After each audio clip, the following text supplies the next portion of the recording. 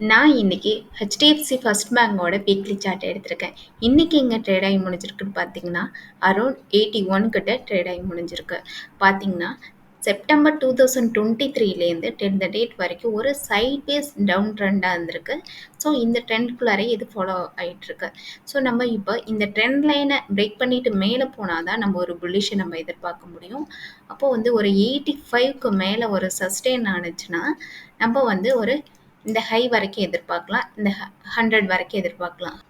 இந்த ஹையை இது கிராஸ் பண்ணி மேலே சஸ்டெயின் ஆகும்போது, அதாவது 100க்கு மேலே இது சஸ்டெயின் ஆகும்போது, நம்ம ஒரு 115 வரைக்குமே நல்ல ஒரு புல்லிஷை நம்ம எதிர்பார்க்க முடியும்.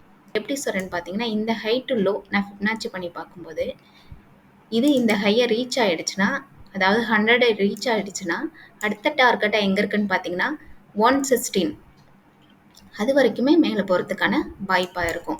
இல்லை இந்த ட்ரெண்ட் லைனை இது பிரேக் பண்ணாமல் இந்த ட்ரெண்டுக்குள்ளாரே இது கண்டினியூஷன் ஆனுச்சுன்னா, இது வந்து எங்கே சப்போர்ட் எடுத்துக்கிறதுக்கான வாய்ப்பு இருக்குன்னு பார்த்தீங்கன்னா, ஒரு 70 அந்த ரேஞ்சில் சப்போர்ட் எடுத்துக்கலாம். நான் ஃபிப்னாச்சி பண்ணி பார்க்க போகிறேன். அடுத்ததா எங்கே வந்து சப்போர்ட் எடுத்துக்கிறதுக்கான வாய்ப்பு இருக்குன்னு சொல்லிட்டு.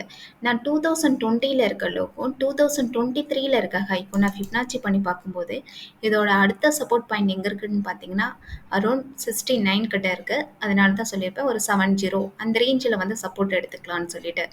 ஒரு 70ல சப்போர்ட் எடுத்துக்கிட்டு ஒரு 80 வரைக்கும் இது போகும்.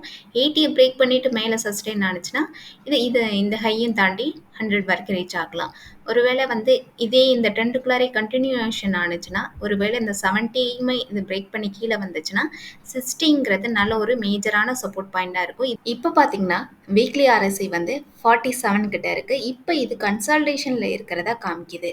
அதுவே வந்து 40க்கு கீழே ஒரு வேளை வீக்லி ஆர்எஸ்ஐ வந்துச்சுன்னா, நல்ல ஒரு பையிங் ஆப்பர்ச்சுனிட்டி வரும். நல்ல ஒரு கரெக்ஷனை எதிர்பார்க்கலாம். அதுவே வந்து வீக்லி ஆர்எஸ்ஐ 60க்கு மேலே நல்லா கிராஸ் பண்ணி மேலே போகும்போது, நல்ல ஒரு புல்லிஷ் ஆகிறதுக்கான வாய்ப்பு இருக்கு. இப்போ இது கன்சால்டேஷன்ல இருக்கிறது தான் வீக்லி ஆர்எஸ்ஐ நமக்கு காமிக்குது. இவங்களோட மார்க்கெட் கேபிட்டலைசேஷன் பார்த்தீங்கன்னா 57,235 crores கிட்ட இருக்கு. இவங்களோட புக் வேல்யூ வந்து 39 rupees கிட்ட இருக்கு. இவங்களோட ப்ரைஸ் டு புக் வேல்யூ வந்து 2 கிட்ட இருக்கு. அதாவது புக் வேல்யூவில் இந்த கரண்ட் ப்ரைஸ் வந்து 2 times அதிகமாக ட்ரேட் ஆகிட்டு இருக்கதா நமக்கு காமிக்கிறாங்க. ஒரு ஷேருக்கு இவங்க 4 rupees கிட்ட earn பண்ணுறாங்க. இவங்களோட பிஇஜி ரேஷியோ பார்த்தீங்கன்னா 1க்கு கீழே தான் இருக்குது. 1க்கு கீழே இருந்துச்சுன்னா நல்ல ஒரு ஃபேரான ப்ரைஸில் ட்ரேட் ஆகிட்டு இருக்கதா அர்த்தம். இதில் 0.67 கிட்ட தான் இருக்குது. இண்டஸ்ட்ரி பி பார்த்தீங்கன்னா 12 கிட்ட இருக்குது. ஸ்டாக் பி வந்து 19 கிட்ட இருக்குது. இண்டஸ்ட்ரி பியை விட ஸ்டாக் பி கொஞ்சம் அதிகமாகவே இருக்குது.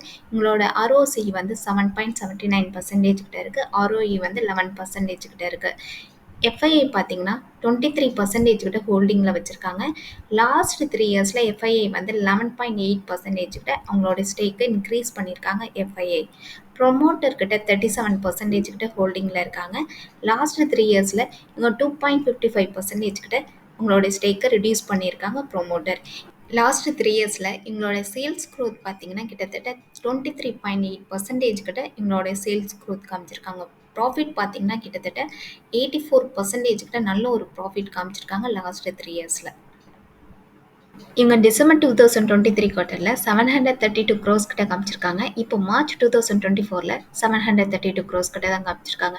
லாஸ்ட் குவார்ட்டரோட கம்பேர் பண்ணும்போது இவங்களுடைய நெட் ப்ராஃபிட் வந்து ஈக்குவலாக தான் இருக்குது. பெருசாக எந்த இம்ப்ரூவ்மெண்ட் இல்லை லாஸ்ட் குவார்ட்டரோட கம்பேர் பண்ணி பார்க்கும்போது.